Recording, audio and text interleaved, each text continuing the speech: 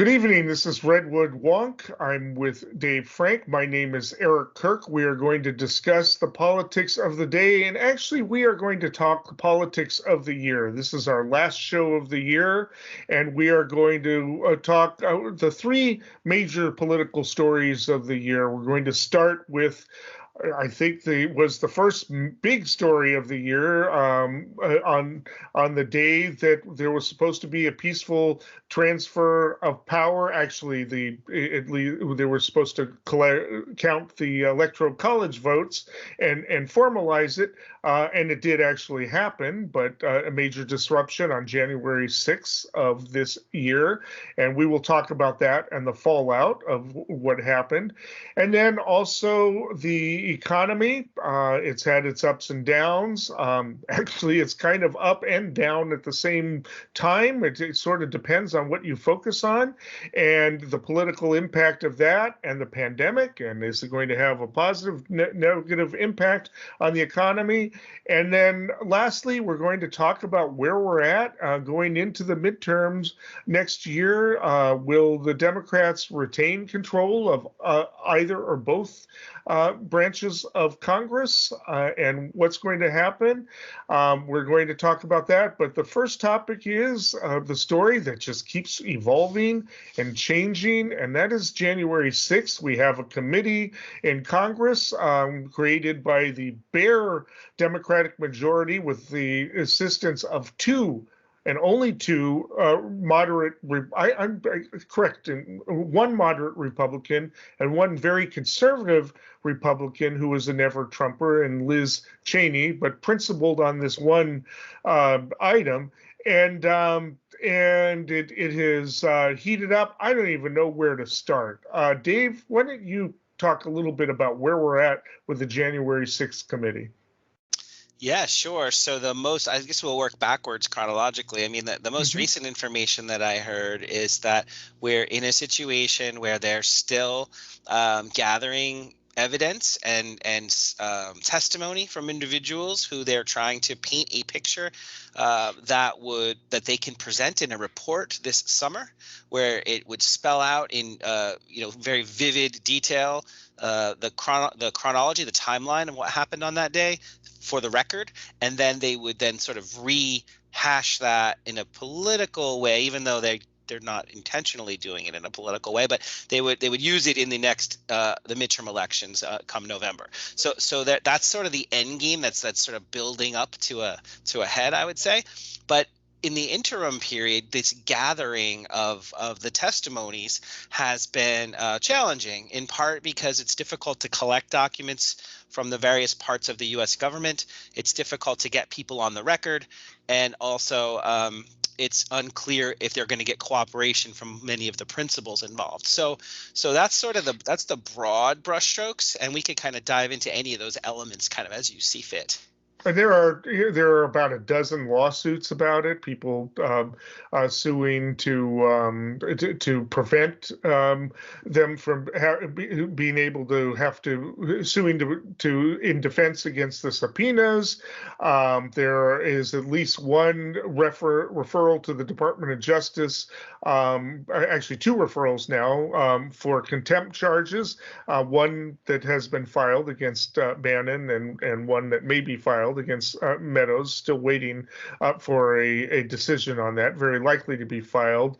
Merrick Garland does not rush. He takes his time and moves along, but it sounds like that's going to happen. And we have Trump actually suing to prevent access to the archives, which is really interesting, citing presidential privilege. Which it still hasn't even really been determined as to whether or not a president who is not sitting in office can claim privilege. That has not been litigated yet. It's been raised and discussed, and it seems like the courts have made some decisions without having to make that decision yet. Somewhere along the line, that's probably going to have to be decided: is can presidential privilege apply even if the current president doesn't want to doesn't want to invoke it. Maybe there's an argument saying, well, just because if you're a president, you want to basically act knowing that it's going to be protected in the future. There's an argument for that. On the other hand, does that last into perpetuity? Who knows? We will find that out undoubtedly, and if so, to what extent? So what the element that you raised about executive privilege, we've all heard it over the years that you have this attorney-client privilege, and that the presidential advisory privilege would be the most extreme version of that because you're running the country and there's national security concerns, etc. But this sitting president has not shown a willingness to protect very much. But that said, I just heard in the last, 48 hours or so that the National Security Council documents that the committee has requested, the presidential team has expressed an unwillingness to share it. And so the committee rescinded their request and basically said, well, we're not going to ask for the things you don't want us to ask for. And in part, that's because it's a Democratic-run committee and a Democratic administration. Just calling it like it is, balls and strikes. There's an agenda and there's a calculation. It's very political. That said, though, it's such a serious, I would call it, scar on our nation's history that there's an imperative to reveal the machinations that happened behind the scenes. And so there is a new revelation, I think. I was going to mention this earlier, but I like the fact that we're just bringing it up for the first time together. I'm not really sure if you've heard this before, even, Eric. But I heard Peter Navarro actually released the plan itself, the actual blueprint of the decision to have Congress not approve the Electoral College outcome. And so Peter Navarro, they're calling it the Vince Lombardi's Green Bay sweep. So for folks who don't know what that is, because it's a long time ago that Vince Lombardi coached the Green Bay Packers and a Super Bowl victory, the idea is that you're just going to overwhelm the other side with your force. And they could see it coming. They could know it's coming. They could watch it happen, unfold slowly. It doesn't matter. Your force is sufficient that you gain the advantage and get your goal. You get what you want. And so they took this. Apparently, this was talked about for a long time. Part of the strategy, not just in this January 6th process of stopping the actual election certification, but it was used before. So Newt Gingrich, I saw a Washington Post headline from 1995 article, but there was a headline too. So it's part of the Republican Party playbook, and Newt Gingrich referenced it back then when he was talking about how he took over as Speaker of the House of Representatives and they pushed through their agenda. There was actually a New Republic cover article that had a little mini Newt Gingrich, and it said "Run, Newt, run," because he mapped it all out. Once the election had happened, he said, this is what we're going to do every hour of every day for the first 100 days in office. And they changed a bunch of rules like cutting staff, etc. That's a little bit off topic here, but the point is that they're going to use they projected what they were going to do ahead of time. So Steve Bannon actually said on the morning of January 6th on his show War Room, there's a video footage of it. He said, got to keep saying the mantra. You call the play, now run the play. It's like the old Green Bay power sweep. It's very simple. One thing leads to another. It's very logical, and victory is affirmed. So they had a strategy. So the question I would say is, was it an open conspiracy? And does the fact that it was open and telegraphed and openly talked about, does that shield any of the participants from criminality or not? And that's going to be a question that the committee is going to have to address and push to Merrick Garland. I'm sort of wondering, did the breach of the Capitol, was that part of the plan, or did it frustrate the plan? I'm wondering if they actually had a game plan about obstructing, and if they were going to push Pence into refusing, and then there would be court battles and things like that. If Pence could refuse enough of that it would lead to a court battle, it wouldn't happen on that day, and that the Constitution would be violated. But with everybody having to run and hide and be terrified, did Pence lose his nerve? Now they say that he was discouraged from doing this, but after talking to former Vice President Dan Quayle, and talking to a little bit about the elders of the party, and maybe kind of breaking away from the Trump crowd, and and said, yeah, maybe I don't want to be part of this, because they did call him a traitor. He is on the outs. He's trying to work his way back in, but he's on the outs with that. But what if that was supposed to be part of the plan, and then the Democrats go on in? But if they just keep pushing that, the steal, stop the steal, and Trump, because the whole time he just never admitted that it was stolen. I mean, it was just a constant push, and I wonder if he could have gotten his way if this other thing didn't happen. Maybe that really wasn't part of the plan. Maybe that was what was. I don't know. I'm just speculating here. Maybe that ruined the plan. I don't know. And to be fair, I mean, there's a couple lanes going on here too. There's the people who organized the events at the Ellipse that day, who actually have said publicly on the news, through public media, but also they've cooperated with the committee, and they've said they want to know what happened. They didn't expect this. So the people that organized the actual rally itself, they said, I heard one of them say, when Trump said everybody let's go to the Capitol, they thought we lost it. Like, we don't have a permit to walk to the Capitol. There's no security to walk to the Capitol. This what is happening here? And so that's one lane. But then there's the other lane of all those folks who now we know from those text releases and phone call releases that were constantly trying to call Mark Meadows and say, you got to stop him. You got to stop him. Right. Meaning the president. You got to have them stop this. You got to have the president say something to stop this. So it was coming from their own team. So that's a second lane. Then there's this third lane of those people who I think are the ones that were ultimately going to see called to the mat, that sort of knew that there were these competing interests here, to this overwhelming force, that they had lots of arrows in their quiver, so to speak. The bottom line is, I mean, I heard one of Obama's top campaign advisors, his name is Chai Komanduri. He was on MSNBC on the Ari Melber show, and he quoted Goebbels, the Nazi propagandist. He said, the bigger the lie, the more likely the people are to believe it. And the idea is that you telegraph your lie, and when people see it coming, they're more likely to accept it. So there was a whether it was open or blatant or planned or accidental, to be determined. But the idea was that they were just going to full court press this thing and make it so. Well, maybe Antifa really was involved. Anyway, I'm going to be bringing this up again in our third segment because Trump is going to be holding a press conference in Mar-a-Lago about this on January 6th, and I think Republicans are cringing about that. The Court of Appeals here in Washington has ruled quickly in our favor.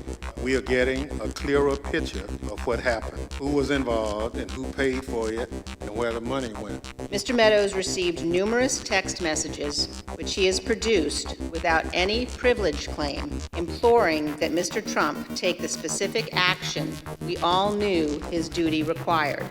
We do not take this vote lightly, but this committee and this Congress is left with no other alternative when, in the midst of an investigation of this magnitude, we are stonewalled at every turn by those who played a central role in the planning and execution of the January 6th attack. The committee favorably report to the House the committee's report on a resolution recommending that the House of Representatives find Mark Randall Meadows in contempt of Congress.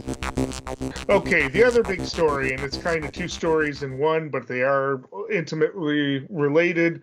The economy. Is the economy good? Is the economy bad? Everything about the economy is good except for inflation, gas prices, which have been leveling off over the past few weeks, but now there's stories, will it be going back up again? And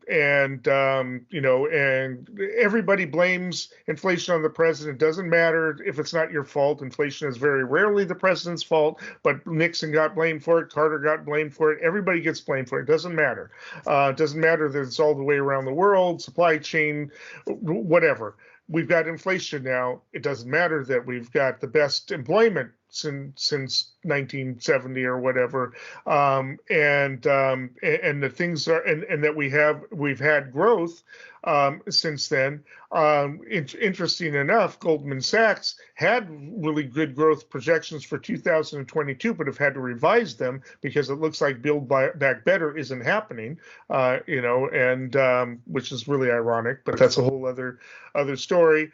We have this economy. Is it healthy or isn't it? We don't know, and nobody seems to agree on that. Nobody seems to have a firm grasp on it. We do know that people are not happy with Biden. It kind of started with a lot of chaos in Afghanistan, although everybody seems to be happy that we're not there. But some things happened that weren't really good. Americans were killed. They've been killed consistently over the past 20 years, but it happened, and in a semi-chaotic way. So we've got this going on.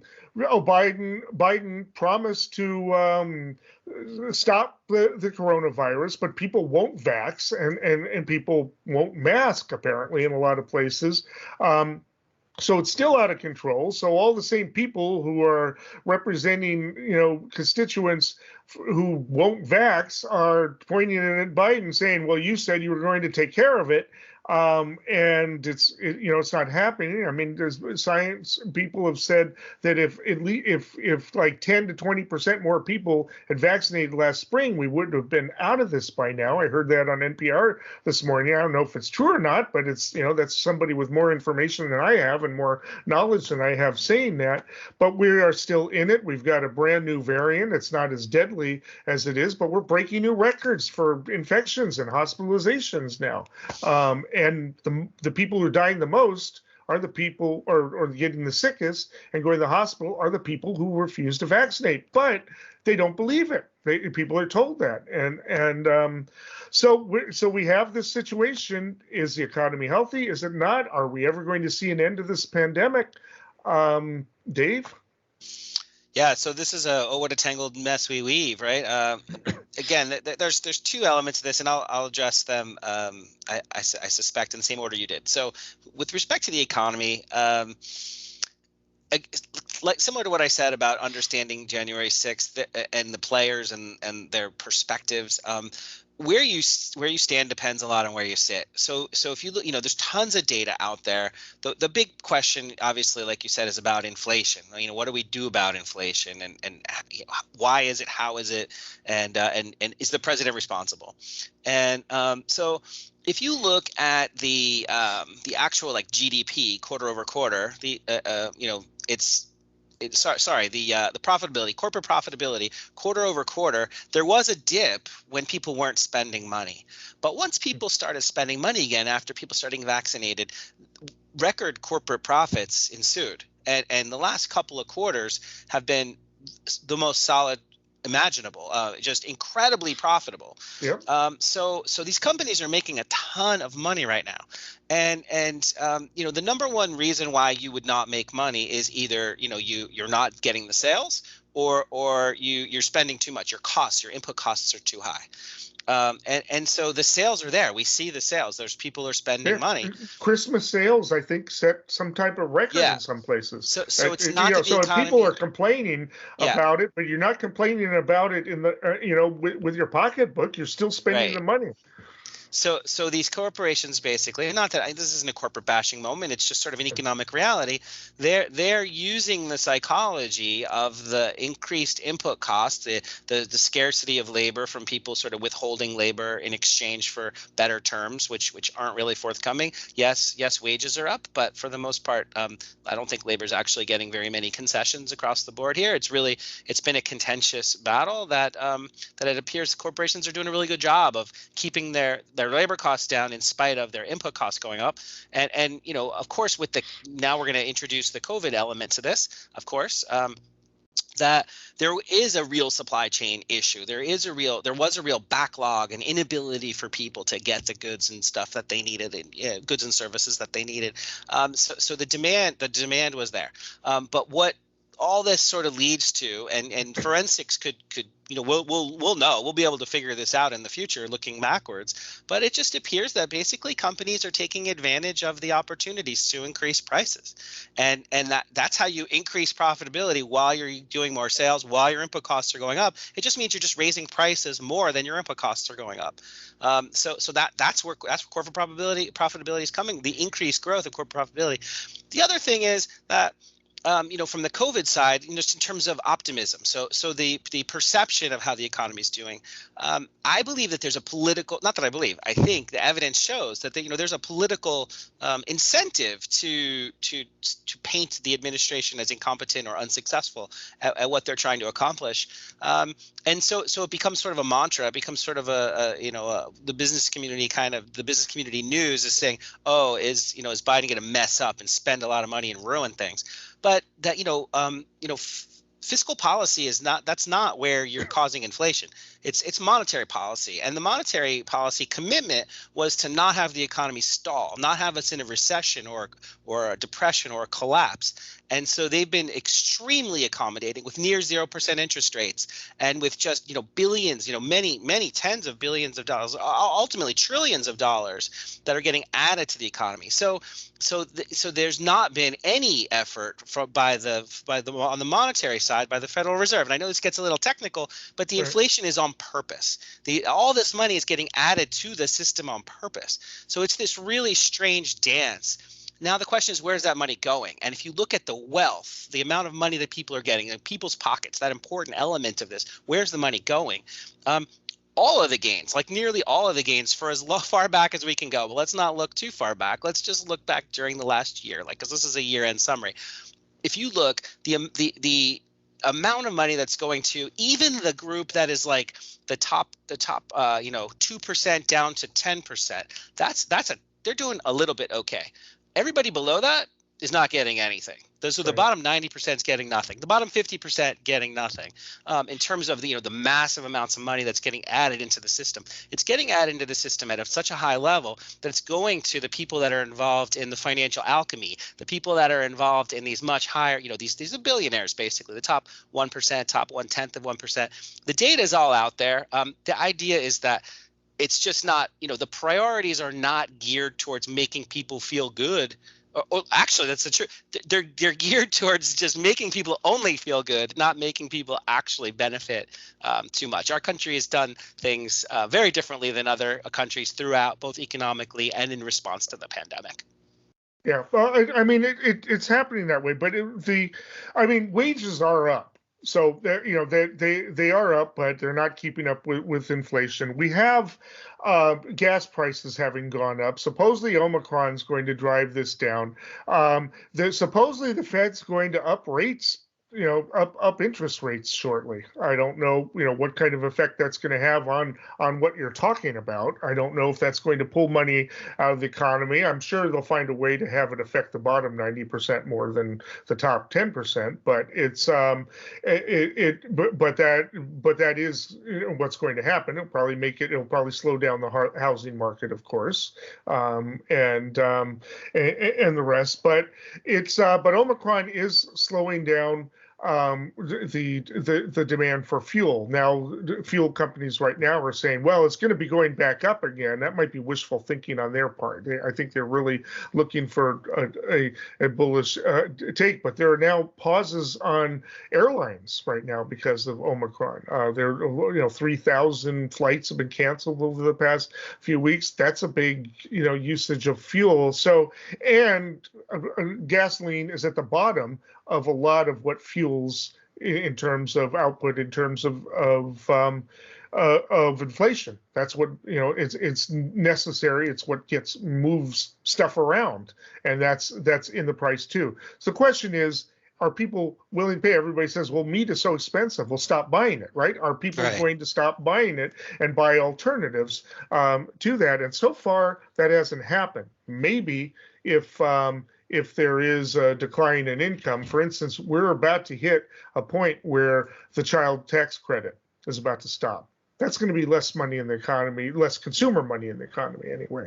That means they're going to be buying less things. So is that going to have an impact on inflation? I don't know. Is it going to have an impact on GDP? I don't know.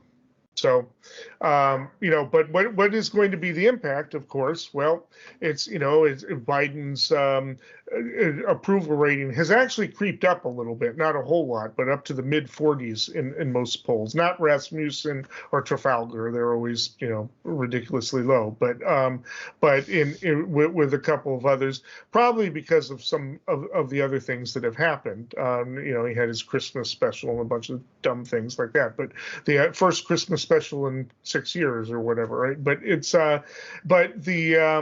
but at any rate, the political impact of it is going to be is if the prices keep going up, it's going to be hard for Democrats to retake it, because inflation is always the killer, more than unemployment, more than anything else. Inflation is the killer for presidents, not necessarily Congress people, but presidents. Yeah, I don't envy the White House in any way at all, because there's no one on their side, really.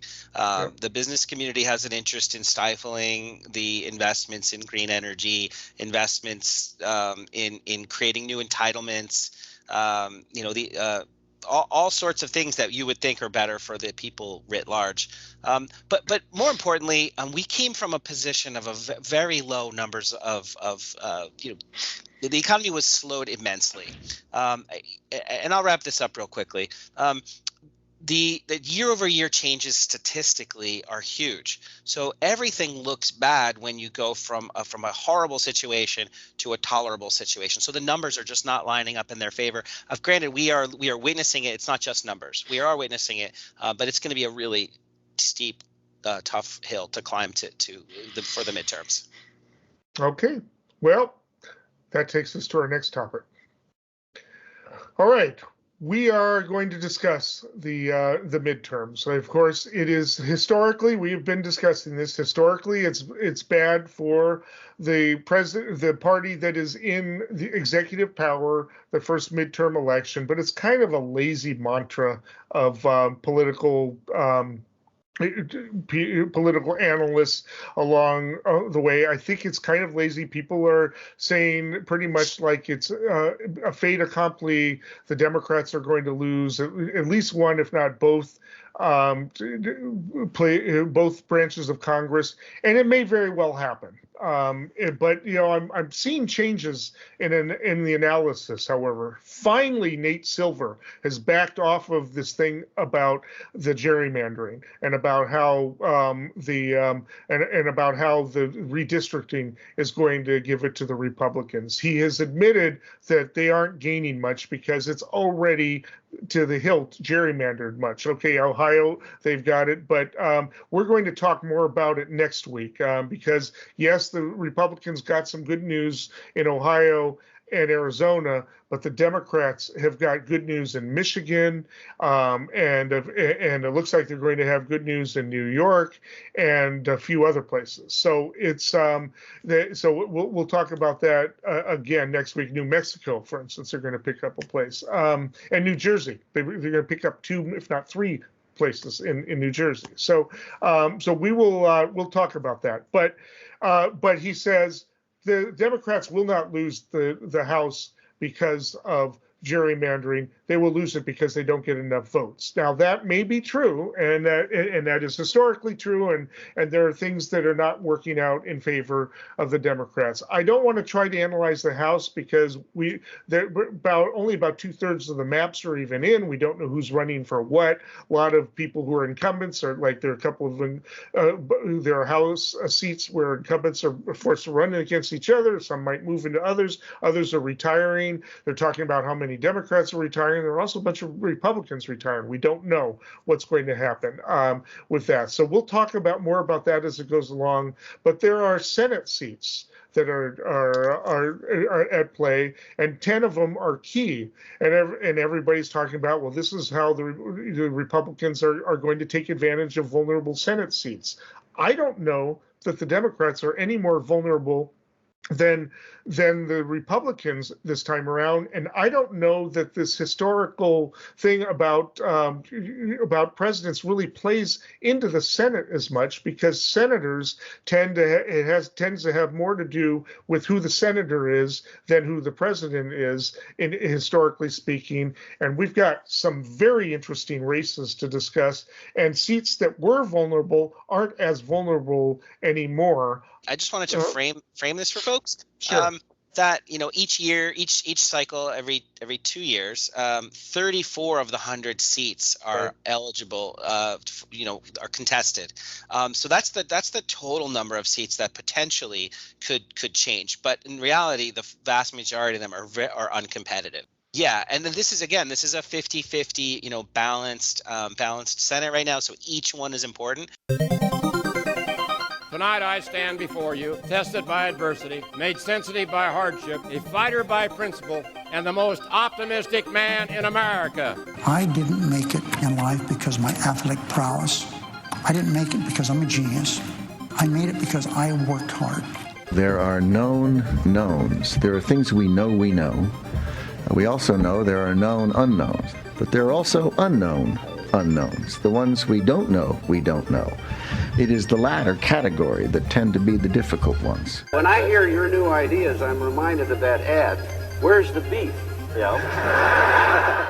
And the client asks you a question. How do you guys get comfortable? It's a question. So, what was your answer? Mr. Chairman, did you tell him? Sure, Mr. Chairman, I'm just trying to understand. No, I think you understand it. I don't think you want...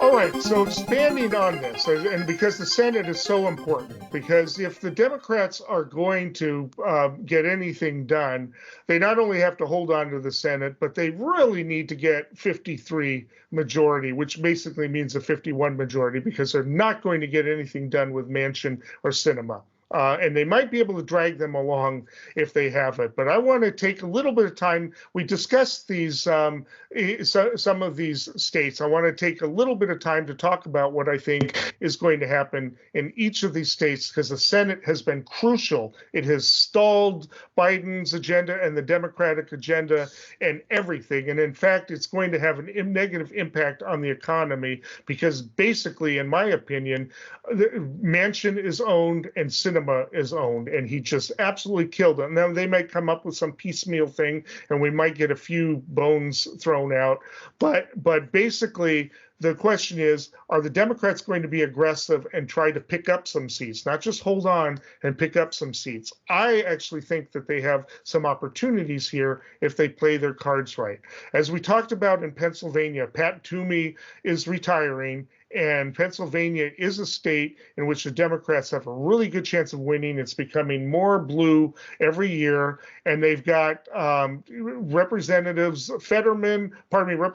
Connor Lamb, Lieutenant Governor John Fetterman, other people running.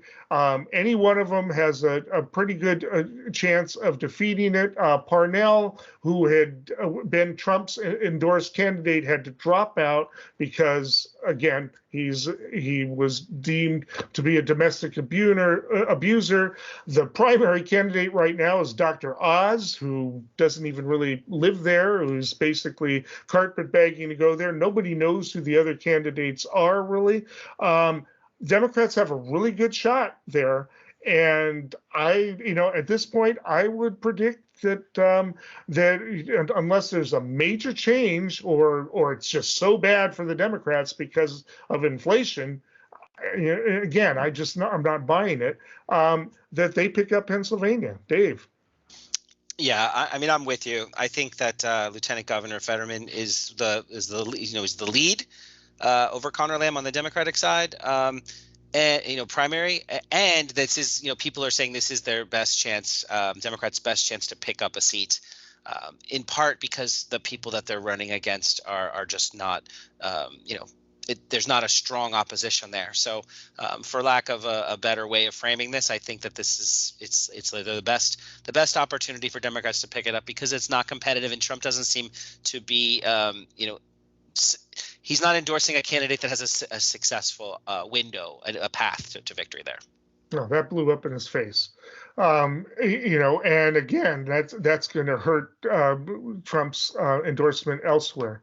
Georgia, I mean, we talked a little bit about that. Warnock, again, he might have a hard time against Walker. I don't know. Will Walker be able to hold it together? We don't know. Walker apparently has a lot of issues, but we never know. He might be able to keep it together. Everybody tends to underestimate people and the rest, but we don't know. He is being backed by Trump and McConnell. They have their hopes on him, but again, we've got Stacey Abrams. She is absolutely the star of the Democrats nationally, and she is going to mobilize voters in Georgia. I think the Republicans may have even made a mistake with these kind of neo-Jim Crow laws because everybody's going to be watching it closely. I think the Republicans even dare try to overturn county elections by the legislature, even though they passed it. They will be held to pay,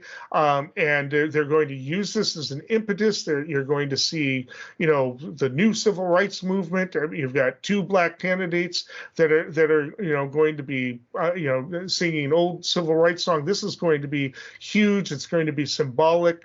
I think that Stacey Abrams will probably win the governorship, and she will basically carry Warnock into a win over them. And I think the Republicans are going to tear each other apart. You got 5 candidates. You've got Kemp and 4 crazy candidates, and Trump just again, messing things up for the Republicans. Yeah. I'm with you. I mean, I played football when I was younger. I love Herschel Walker as an athlete, but the guy's he's not a senator. And so I think Trump's instincts here are wrong as far as my judgment. And it's not, him going toe to toe with the former pastor of the Ebenezer Baptist Church is just not going to be compelling to voters. I don't believe. Yeah. I mean, So Mark Kelly, also who was elected, he of course is the astronaut and the husband of who was shot a few years ago. Very popular. He won. He has to run again this time around, and they see him as vulnerable because it's Arizona. Gabby Gifford, sorry, very popular. They were hoping that State Attorney General Mark Brnovich would be able to run against him, but Trump has basically taunted Brnovich for not doing more to basically keep Biden from winning the state, not coming up for votes for him, right? So Trump voters may not turn out for this guy, but he's probably going to win the Republican nomination. Without that, they would probably have a hard time defeating Mark Kelly anyway. And if Trump is lukewarm on him or not supporting him, I don't see him beating Mark Kelly in 2022. I'm not even sure why this is really on the list, other than the fact that Arizona.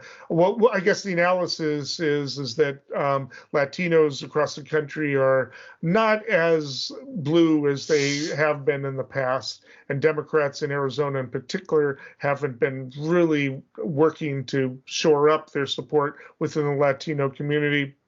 Maybe not, but I think they like Mark Kelly. And I don't see that as a serious potential loss. I could be wrong. No, I agree with you here. I do agree. Senator Mark Kelly outperformed Biden in the last election, so that means he's got more crossover appeal. And so the state, he's doing well by the state for all measures, and he's not Kyrsten Sinema, so he's actually the more likable of the two there in terms of from a Democratic perspective. And I, like you said, Trump has got his finger on the scale here, and he's pushing out people that have a chance, and instead it's for all we know, there's going to be like a venture capitalist Blake Masters or somebody, I don't know what Trump's going to do there, but it's if you're in a Stop the Steal video, chances are he'll support you. So Kelly against if it's Masters, I don't see it as being competitive. And even if Trump shuts up now, Democratic Party operative trolls are still going to play that up to try to suppress the Trump supporting vote. And Trump supporters, they don't. If Trump isn't out there really pumping or being on the ballot, they don't turn out. They didn't turn out in 2018. Right. That's why the Democrats did so well in 2018. One of the reasons. So, and just to be clear, sorry to interrupt you, but this is the cyber ninja state. Like, this is the state. Yeah. I suspect the voters of Arizona are pretty fed up with this whole thing already. At least the marginal voter out there. I agree. So I don't see the Republicans taking that. Then we come to Wisconsin. I think this is about close to vulnerable as Pennsylvania. Ron Johnson just went all in, like he was from Indiana or something, forgetting that he's in a state that went to Biden, that has become more blue as Milwaukee has renewed, its industry, started to bring in some tech industries, started to bring in more people, Madison as well. It's not, it's not the blue collar kind of conservative, culturally conservative area it used to be. And Ron Johnson is just all in. He's like one of the Trumpiest senator there is, pretty much, almost, other than Hawley and a couple of other people. And DeSantis. Barnes. Yeah, right. Yeah. Well, DeSantis is just a sycophant. He's not, that he's not, I don't think he really believes it. Johnson probably believes it. I don't know. I mean, I don't know what Johnson is thinking. And he's been caught on tape at actually admitting certain things. But, and Wisconsin Lieutenant Governor Mandela Barnes has already got high profile endorsements. Clyburn, Warren, anyway, and he's very good. I think that he's already raising money. I think Johnson is in trouble. Yeah, like you said, Lieutenant Governor Barnes has support from pretty heavy hitters within the party, and the really, the progressives who want a more progressive candidate, they'll probably end up stepping in line as faithful, backers of whenever the primary outcome is, which will probably be for the lieutenant governor. So that's this is one of those cases where it's going to be sort of Trump battle on display, like the same saga. All right, Nevada, Catherine Masto is going to be running against Adam Laxalt, son of Paul Laxalt, and has picked up support from Trump and McConnell. Doesn't look like there's going to be a primary challenge. They're saying that he has a pretty good chance of beating Masto. The only thing is they're going kind of on polls, and Republicans underperform polls in Nevada. So I would definitely not count her out, but that one seems a bit closer and a bit of a better possibility for Republicans. But, we'll see. And if there are headwinds against the Democrats, I can see that one. But, I wouldn't count her out. Yeah, I think your analysis there is pretty much right on that. Nevada is going to be very competitive, but the truth is that Trump is going to I think interfere with the Republicans' chances of success there. So it's a massively rural state with a high population concentration in the Vegas area, which is much more blue, and I suspect that it'll be an organizational challenge that ultimately I think Democrats prevail there. All right. I think we've talked about, we've gone as far as we can. I mean, we talked about Ohio and New Hampshire in detail. Ohio may or may not flip. New Hampshire, I think, is not going to flip. I don't think Florida will flip, much as I'd like to see it. Missouri probably won't flip, but it's dangerous. We've talked about North Carolina, but at any rate, a lot to discuss. We will discuss these races more in the future. We didn't get through all 10. That's just too hard. But we will talk about them more in the future as these races develop. It's going to be very interesting to watch. Again, my overall prediction, I think the Democrats will not only hold on, but pick up 1 or 2 seats.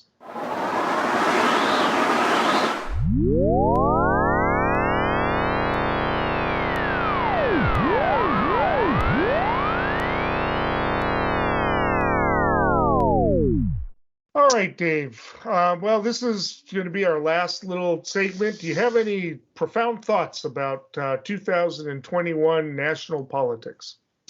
I think we experienced a roller coaster, in part because of COVID, of course, but also because of that, Democrats controlling the White House and the House of Representatives with the apparent advantage in the Senate, but yet they weren't able to really accomplish very much this year. So this roller coaster, besides some of the other issues that were less national in nature, the biggest challenge, what the story of the year is Manchin and cinema, basically, yes, and their obstruction.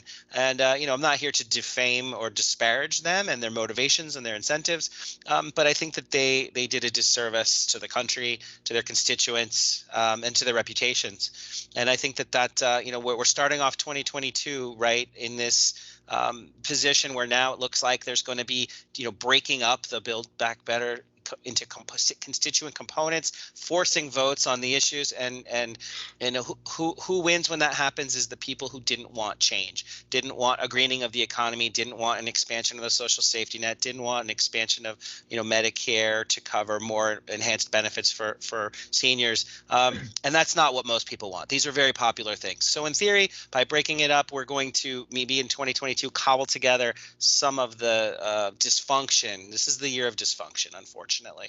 Yeah, I think the Democrats also once again failed to sell that. They, according to polls, people like every individual component of Build Back Better, but don't like Build Back Better because they don't know what's in it. I mean, that is a real failure on the part of the Democrats to sell it. And so it allowed Manchin and Sinema to be able to do this without, having to worry about political consequences, although I think they may face them, especially Sinema. But I agree. I think a lot of people also expected Biden to be the new Roosevelt. I think he's more of a Truman. I think he's in there just trying to patch things up together. I think Harris has to really think about learning the lessons of Henry Wallace, needs to really think in terms of what her future is. Anyway, what are those lessons? What do you mean there? Henry Wallace was the progressive that was supposed to be the heir, and all of a sudden found himself out, and replaced. I just think that she really needs to think in terms of what her future is and what role she's playing and where she's going. I'll expand on that as it goes along, but I don't know that she is really playing the role that she wants to play. Or wanted to play. And I don't have time to go into it right now, but I don't think she's doing herself any favors right now. And we'll have to talk about that. But I think that's where it's at. Not going well for the Democrats, but they could turn it around. There's a lot that can happen. I think the Republicans are celebrating a little bit too soon, and we'll see how things are going. Until next week, stay informed, stay engaged, and have a happy new year.